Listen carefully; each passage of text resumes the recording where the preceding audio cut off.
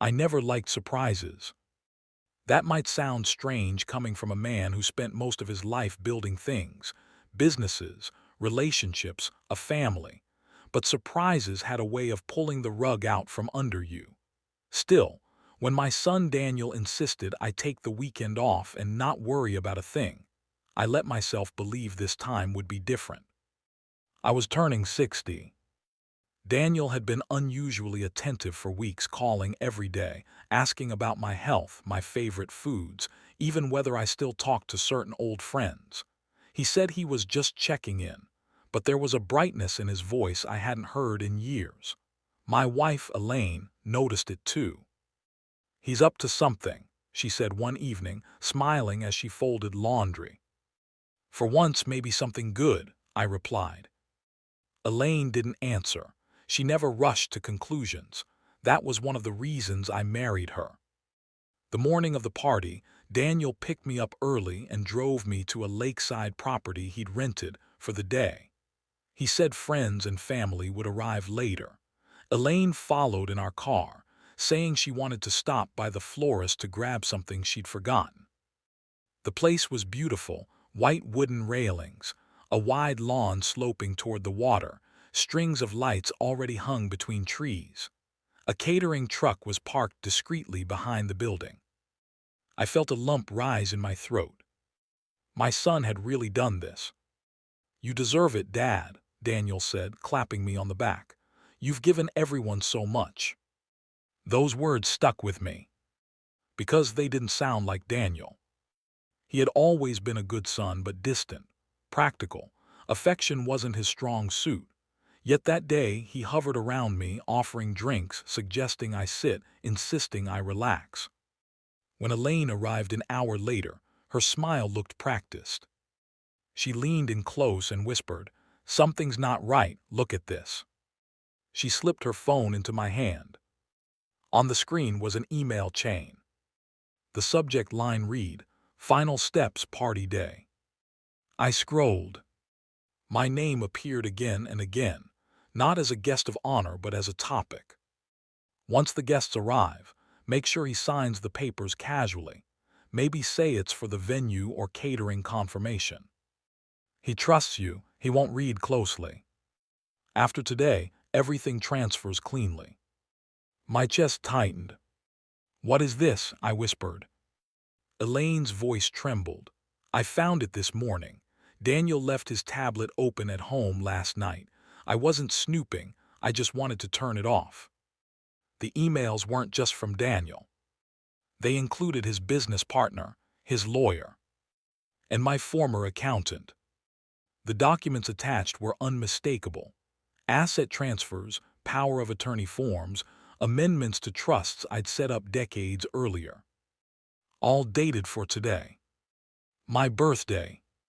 "They're planning to trick you," Elaine said softly. "This party, it's a distraction." I wanted to deny it, to laugh and say there had to be an explanation. But as I looked around, details clicked into place. The clipboard on the registration table. The private room reserved for a quick meeting. The way Daniel kept checking his watch. I handed the phone back to Elaine. "Don't say anything yet," I said. "Let's see how far this goes." The guests began arriving around noon, friends, former colleagues, distant relatives I hadn't seen in years. Everyone was cheerful, congratulatory. Daniel gave a heartfelt speech about my sacrifices, my hard work, my generosity. People applauded. I smiled. Inside I felt cold. After lunch, Daniel approached with that clipboard. "Dad, quick thing," he said casually. "The venue needs a signature for liability and catering. Boring stuff." He flipped to the last page and handed me a pen. I took the clipboard and turned to the first page instead. The room seemed to quiet around us. "This isn't a venue form," I said calmly. Daniel froze. "It's a power of attorney transfer," I continued, loud enough for Elaine and a few nearby guests to hear, "giving you full control over my assets." Daniel laughed nervously. "Dad, you're overthinking." I turned the clipboard so he could see the highlighted sections. I built those assets over 40 years, I said. I know exactly what they look like on paper. A hush spread. Elaine stepped beside me. I saw the emails, she said quietly. Daniel's face drained of color. People began to stare. Let's talk inside, Daniel said through clenched teeth. No, I replied, we'll talk right here. He swallowed. You don't understand. This was supposed to help. You're getting older. Managing everything is stressful. So you decided to take it, I asked. I decided to protect it, he snapped. From taxes, from mistakes, from her influencing you. His eyes flicked to Elaine. That was when my heartbreak turned into something else. Resolve.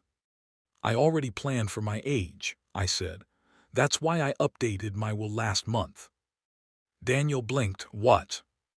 I also restructured my trusts, I continued. After you asked so many questions lately, I felt it was wise. Elaine squeezed my hand. Nothing transfers without my written consent, I added. And as of last week, any attempt to coerce or deceive me results in immediate disinheritance. The silence was suffocating. Daniel stared at me as if I were a stranger. You set me up, he whispered. No, I said, you set yourself up.